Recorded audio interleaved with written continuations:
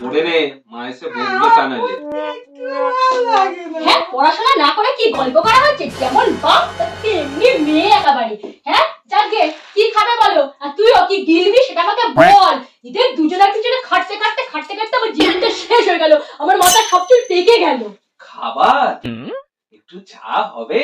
ঘরে দুধ নেই। তাহলে মা একটু রোল বানিয়ে দাও। ঘরে ময়দা নেই, মাসের শেষ, আজকে 29 তারিখ। তাহলে একটু চারটি মুড়ি হবে তো? মুড়ি এই কটা পড়ে আছে, এক মুঠো হবে, এক মুঠো খেলেই শেষ। তাহলে মা চাউমিন। চাউমিন অত খাটনির কাজ আমি করতে পারবো না। ঘরে খিচুড়ি নেই, তাহলে বিষ হবে। বিষ? তোমার মাথা সেই কবেই মরে গেছে। মানে তুমি বলতে চাইছোটা কি?